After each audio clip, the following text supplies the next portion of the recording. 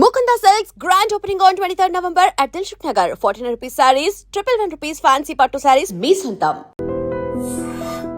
అంటే సెట్స్ లో ఒక మర్చిపోలేని ఒక ఇన్సిడెంట్ అంటే ఏం చెప్తారు సిద్ధుతో? సిద్ధు సార్తోనా ఆ రిహార్సల్ టైంలోనేనండి. రిహార్సల్ జరిగేటప్పుడే అంటే నేను రేన్ సారీ సార్ అని అంటే పర్లేదమ్మా అంటే ఆయన తీసుకునే విధానం నాకు మర్చిపోలేని విధానం ఏంటంటే ఆయన సరౌండింగ్స్ని చాలా హెల్తీగా మారుస్తున్నారు. ఇప్పుడు ఒక ప్రతి దాని మీద అంటే ఎవడ ఫేస్లో స్మైల్ లేదనుకో వెంటనే స్మైల్ వచ్చేటట్టు చేసేస్తాడు ఆయన ఒక స్మైల్ బాంబ్లా చేసేస్తాడు అనమాట. ఏ డ్రెస్ సంగతే అని ఈయన డైలాగ్ వేయంగానే అవతల నవ్వేస్తాడు. ఏం లేదు సార్ అంటే ఆయన హెల్దీగా చేసుకుంటాడు షూట్. ఆయన ఉన్న అట్మాస్ఫియర్ని చాలా హెల్దీగా మార్చి కాసేపు నవ్వించేసి వీళ్ళ మీద కౌంటర్లు వేసేసి నవ్వించేసి ఆ తర్వాత అది కూడా హెల్దీగా ఉంటాయి ఆ కౌంటర్లు. మనసును వచ్చే విధంగా ఎక్కడా మాట్లాడరు. అంటే భగవంతుడి దేవాలని నేను ట్రావెల్ చేసిన ప్రజెంట్ ఈ సినిమాలన్నీ కూడా చాలా మంచి అనుభవాలు వస్తున్నాయి నాకు. అంటే ఇలా ఉండాలి ఇలా ఉండాలి. విశ్వక్సేన గారు కాదు, ఆయన కూడా బాగా చాలా బాగా మాట్లాడతారు. ఆయన కూడా చాలా బాగా రిసీవ్ చేసుకుంటారు, బాగా అందరితో మాట్లాడతారు.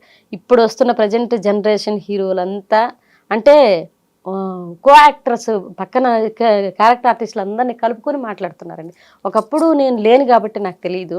ఒకప్పుడు మిగతా కో యాక్టర్స్ ఎలా ఉండేవాళ్ళు, వాళ్ళతో బిడియం ఉండేది, మాట్లాడడానికి ఇబ్బంది పడేవాళ్ళు ఏమో. కానీ ప్రజెంట్ ఉన్న జనరేషన్ హీరోలంతా క్యారెక్టర్ ఆర్టిస్టులతో చాలా బాగా మాట్లాడతారు, ఎంకరేజ్ చేస్తారు. మనం ఏదైనా తప్పు చెప్పినా తప్పు చేసినా అలా కాదమ్మా ఇంకొకసారి తీసుకుందామా ఇలా మాట్లాడతారు తప్పితే ఎక్కడ ఈమె వల్ల ఇబ్బంది జరుగుతుందనో లేకపోతే ఏమైనా సీన్ పాడైపోతుంది ఇలాంటి ఇంటెన్షన్తో ఎవరు లేరు. సూపర్, అది నాకు అది మంచిగా అనిపించింది. నాకు నెక్స్ట్ క్వశ్చన్, ఇది ఆల్రెడీ మిమ్మల్ని ఒక ఇంటర్వ్యూలో అడిగారు, మీరు సమాధానం చెప్పారు. నేను ఎక్స్టెండెడ్ గా మళ్ళీ అడుగుతున్నాను. కమిటీ కుర్రాళ్ళ సినిమా చాలా పెద్ద హిట్. అంటే ఇండస్ట్రీ మొత్తం ఒక్కసారిగా అటు తిరిగి చూసింది, ఎవరి 11 మంది ఎవరి ఆర్టిస్టులు అని చెప్పేసి. మంచి కథ. మీది వచ్చేసి చాలా మంచి రోల్, ఎమోషనల్ రోల్.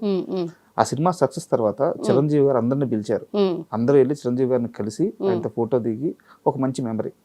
యాక్చువల్ గా మీరు కూడా వెళ్ళాలి.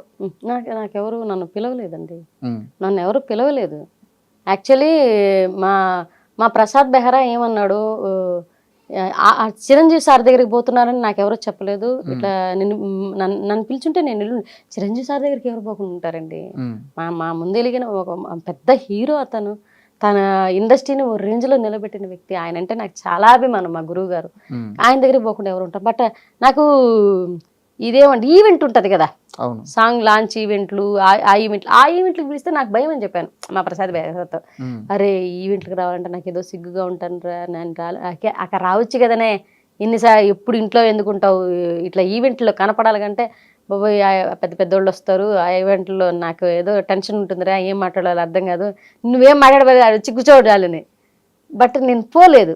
ఒకసారి మాత్రం ఈ సినిమా అయిపోయిన తర్వాత నాగబాబు గారు ఈ అవార్డ్స్ లాగా ఇచ్చారన్నమాట. సినిమా కమిటీ కుర్రాళ్ళ సినిమా అయిపోయిన తర్వాత అక్కడికి వెళ్ళాను. కానీ వీళ్ళందరూ హీరోలందరూ పోయి లాంచ్ ఈవెంట్స్ జరిగేటప్పుడు నేను పోలేదు. మన అవార్డ్స్ మన ప్రసాద్ ల్యాబ్ లో అప్పుడు వెళ్ళాను. మళ్ళీ అప్పుడు వెళ్ళారు.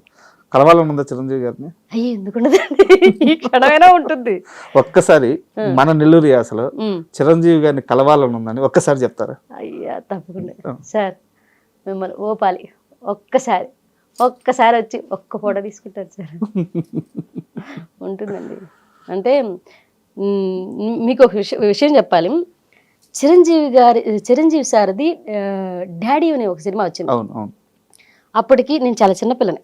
మా నాన్నమ్మ గారిని తీసుకొని, మా నాన్నగారు చనిపోయి ఉన్నారు. డాడీ అనే ఒక సినిమా వచ్చింది. మేము తాళ్లపూడి నుంచి ముత్తుకూరులో సినిమా థియేటర్స్ ఆడేవి, వాణి హాలు ఇలా థియేటర్స్ ఉండేవి.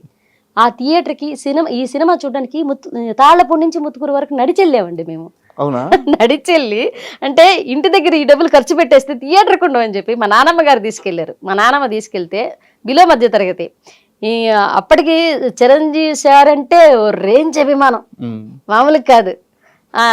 ఇప్పుడు ఇంకా నడుచుకొని వెళ్ళి మా నాన్నమ్మతో చిన్న పిల్లలం స్కూల్కి ఎగ్గొట్టి నడుచుకొని వెళ్ళి థియేటర్కి వెళ్ళి వాణి థియేటర్లో ఫస్ట్ సెకండ్ థర్డ్ బెంచ్లు ఉంటాయన్నమాట.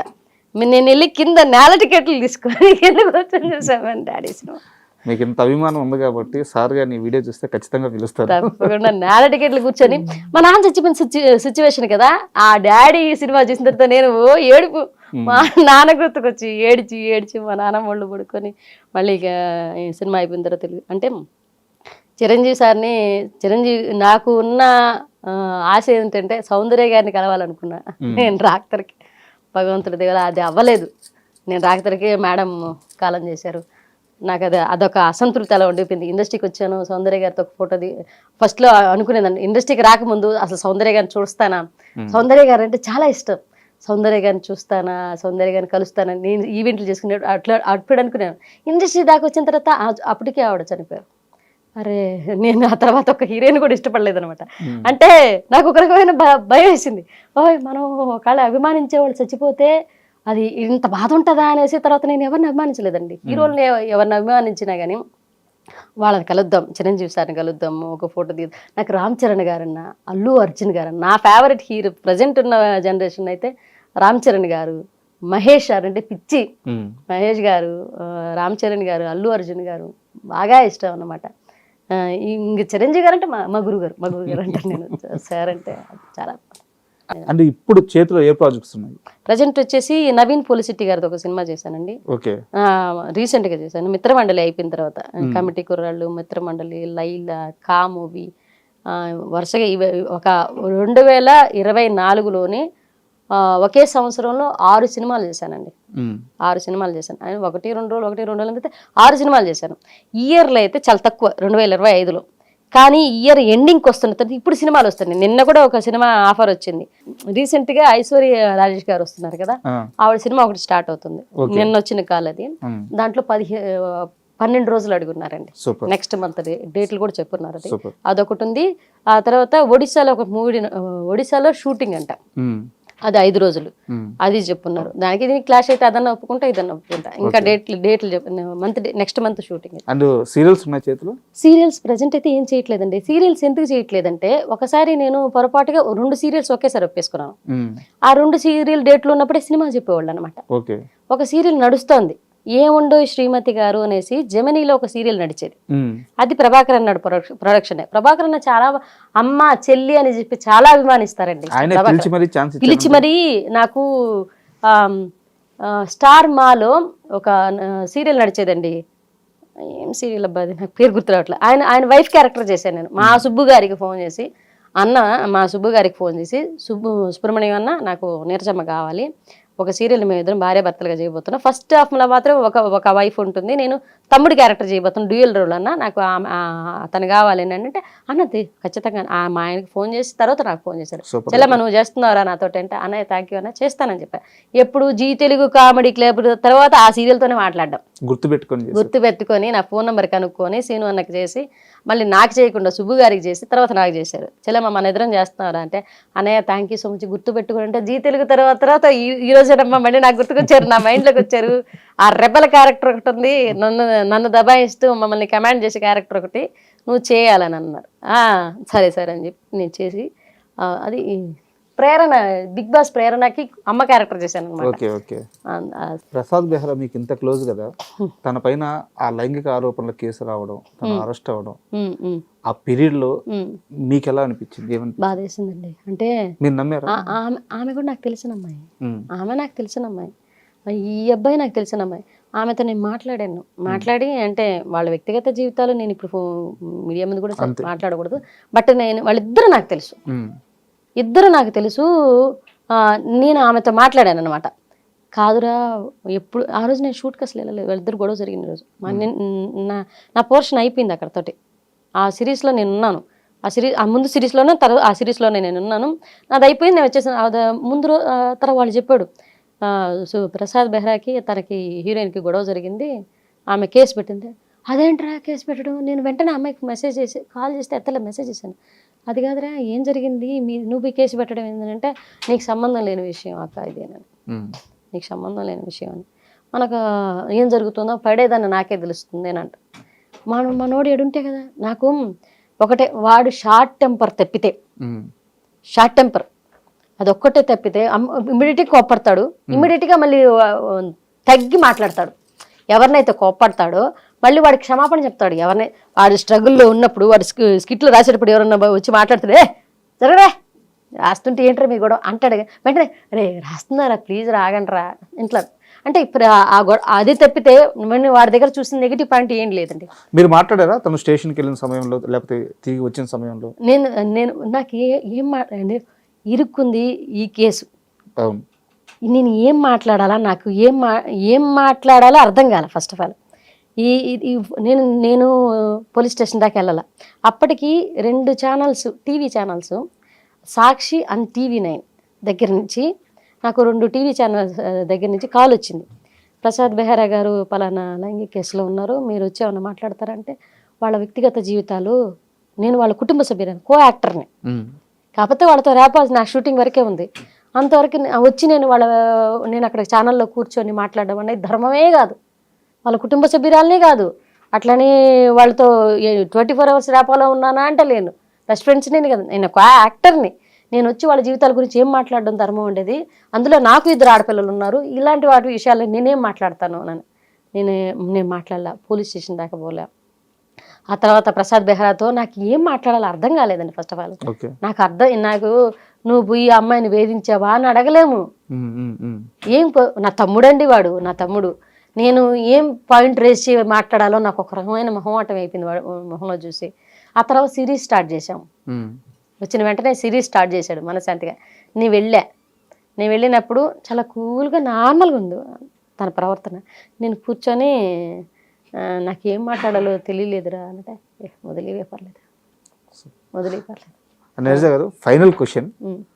మన నెల్లూరు అంటే ఫుడ్కి చాలా ఫేమస్. అవును. మన నెల్లూరు ఫుడ్ మీకు బాగా నచ్చే ఫుడ్ ఏంటి? నెల్లూరు ఫుడ్ అండి నాకు అన్నీ నచ్చుతాయండి. పచ్చళ్ళు చాలా బాగా ఇష్టం, గోంగూర పచ్చళ్ళు, టమాటో. నెల్లూరులో దొరికినటువంటి కూరలు, నెల్లూరులో దొరికినటువంటి ఫుడ్ బయట ఎక్కడ దొరకదండి. నాకు నెల్లూరు కారం దోశలు చాలా ఇష్టం. నెల్లూరు కారం దోశలు, నెల్లూరు గోంగూర పచ్చళ్ళు, టమాటా పచ్చళ్ళు, ఇవి బాగుంటాయి. నెల్లూరు ఊరగాయలు బాగా పెడతారండి, అవి చాలా ఇష్టం. నేను వదిలేశారు ఏంటది నెల్లూరు చేపల పులుసు అంటున్నారా? నేను తినను కదండి. అంటే మ్యారేజ్కి ముందు తిన్నాను, అది వేరే క్యాస్ట్లో ఉన్నాను కాబట్టి. ఆఫ్టర్ మ్యారేజ్ నాకు తినడానికి అవ్వలేదు, తెలియదు, అలా వదిలేసాను అనమాట. అండ్ థ్యాంక్ యూ అండి, ఎందుకంటే చాలా బిజీగా ఉన్నారు మీరు ఇప్పుడు. అవును, ఇప్పుడు కూడా డబ్బింగ్కి వెళ్ళాలి. అలాంటి బిజీ సమయంలో కూడా నా కోసం, మా ఐడ్రీమ్ కోసం సమయం కేటాయించి ఇంటర్వ్యూకి వచ్చినందుకు నిజంగా చాలా చాలా థ్యాంక్ యూ. థ్యాంక్ యూ అండి, thank you so much. And don't forget to subscribe to iDream. And for more videos, please subscribe to iDream. Please subscribe to iDream. Please subscribe iDream. And please subscribe to iDream. For more videos, subscribe to iDream. please like, share and subscribe to the channel. Congratulations, iDream. Subscribe to iDream. Subscribe to iDream. So subscribe to iDream Media. iDream team andarki huge congratulations. Please subscribe iDream Media. Please subscribe to iDream. Subscribe iDream. Please subscribe to iDream. iDream అంటే నా కళల ఛానల్ను subscribe చేసుకున్న నోరు తిరుగుతలేదు, మీరైతే గంట గుర్తు కొట్టండి. For more such videos, please subscribe to iDream. Subscribe to iDream. Please subscribe to iDream. Please subscribe iDream Media. Please do subscribe to iDream. Please subscribe to iDream Media. For best entertainment and information, please subscribe iDream.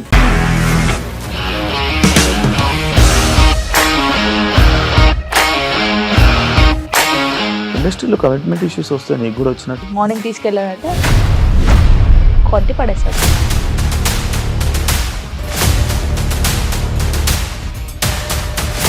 ఒక్కళ్ళు కూడా చూడలేదు ఈ cinema అని చెప్పడానికి కూడా చాలా ధైర్యం కావాలి. అది నిజం కదా, దాంట్లో ధైర్యం ఏంటి? ఇది నెక్స్ట్ డే ప్లేట్ మార్చేస్తే తప్పు కదా. As of now, we are comfortable this అని నేను అనుకుంటున్నాను. రష్మిక గారిది మీది ఒకే ఊరు అంట కదా?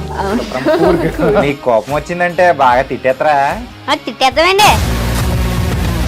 నిజంగా గేమ్ ని ఎలా చేంజ్ చేయగలిగారు? ఏపీఎస్ఎఫ్సి వాళ్ళకి 6 నెలల్లో నేను 6 లక్షలు కట్టా. బిజినెస్ చేయాలనుకుంటే it is as difficult as riding a tiger.